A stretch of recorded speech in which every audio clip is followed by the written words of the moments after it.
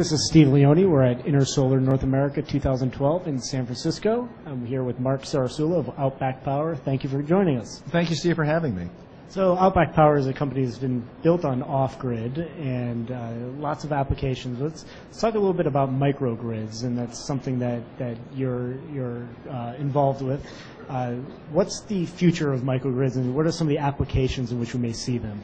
It's good that you mentioned that, Steve, because everybody's pretty much talking about microgrids these days, and much of the world is still either without power or with limited power or with emerging power needs. And microgrids and mini-grids, as they're sometimes called, are applicable everywhere from places like India, where electricity generation is still very expensive on site, and so grids are unstable, unreliable, or inconsistent, to areas in developing countries like parts of Africa, Central and South America, where there are towns that are beginning to put in things like personal electronics, computers, IT infrastructure, libraries, schools, and yet they're a long way away from a grid, and so they have to set up their own grid nearby in that area and wire possibly homes, definitely schools, libraries, other facilities, churches, you name it, up to a small grid. And that's where the growth of microgrids is coming. Okay, and there's certainly other applications as well, and one of them is the U.S. military is really looking at microgrids as a way to really mitigate a lot of tactical danger that is represented by things like fuel convoys. What's the future in that respect, and how does the industry, become a part of that solution? Well, I think the statistic I once saw is that the Department of Defense consumes 300,000 barrels of oil a day in running its operations, and that's just doing that off the top of my head, but that's an astonishing figure.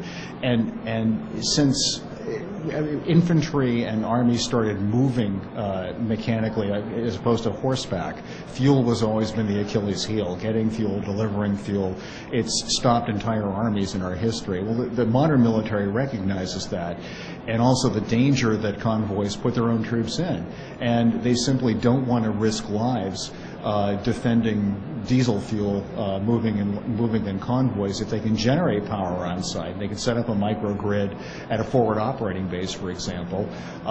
That's much better strategically and tactically in the field than trying to bring the fuel in. And so that's what they're doing. We actually have a lot of our own products supporting those kinds of installations where they're used in forward operating bases, running oftentimes wind turbines and almost always solar. We see that in places like Iraq and Afghanistan today, and really in bases all over the world. So what are the challenges here in terms of getting that to be a widely used model instead of kind of where we are now? Well, one thing is going to be simply education and application. As people are looking at renewable energy as a way to both live greener and save money, which is how people tend to look at it today, the challenge will be in integrating into that and understanding that it also lets you live safer and more reliably. Well, let's look at, for example, the storms on the East Coast just last week. With that ripped through there, knocked out power in D.C. and all these places during a heat wave for long periods of time. And people who had, even people with renewable energy systems, with solar on their roof, for example, were just as hot and were without power just as their neighbors were, because their systems were simply incapable of, they had no battery backup, no backup storage, they were incapable of keeping them powered up. And I think it will be really interesting when the developed world takes a cue from the developing world.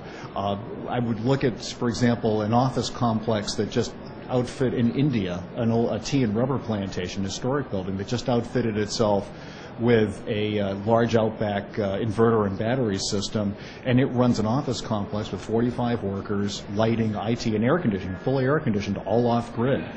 So the practicality is there, the cost effectiveness is there, the return on investment's there. It's simply a matter of really understanding how the technologies are used and then integrating them more effectively and I think more cohesively, so that that builders here and renovators here and people planning these structures here can understand that, yeah, in fact, it's entirely possible and, in fact, desirable to put an office building in the middle of Washington, D.C. or in the middle of New York City that could be off-grid when it needs to be to save money and to potentially save lives during an outage. We're starting to see a lot of partnerships emerging between the storage end and the solar end. Is that something we're going to see in the next year, a couple of years? Is the two industries moving closer together and forming strategic partnerships? Oh, absolutely. They need each other because the renewable energy industry, to get past the model of incentives and credits and simple savings to backup power, to being able to manage your consumption, manage your energy use more wisely, will definitely need battery storage or storage technology, and storage technology to become a household item, literally, in something that will be in many garages, will need renewable energy to be widely applicable and get installed in a lot of homes and businesses. So I think the two are going to grow together. And then, of course, the limitations of the challenge, at least at this point, is on a cost basis. Can you address that a little bit and how that's going to find its way down to greater adoption? Right. There's always two kind of cost equations. One is the upfront cost, and one is of course the ultimate or long-term cost. In the grid tied world, people say, depending on the state incentives, taking the federal incentives into account, and taking utility savings, things like that, that you could pencil in between 30 and 40% off the cost of a system over its payback. If you look at the cost of going, say, grid hybrid, both off-grid and grid-tied, depending on when you need it, versus simply grid-tied, you might be looking at for a basic system, 15 to 20% premium, and again, depending on where you live, depending on what the incentives are. But then if you look at what that is over the entire payback time of the system, let's take the 8-year figure as kind of a hypothetical average. It's about right for a lot of states. That might work out to something like $600, $700, $800 extra a year for that capability. And then you look at the Insurance Institute's figures, and you see that the average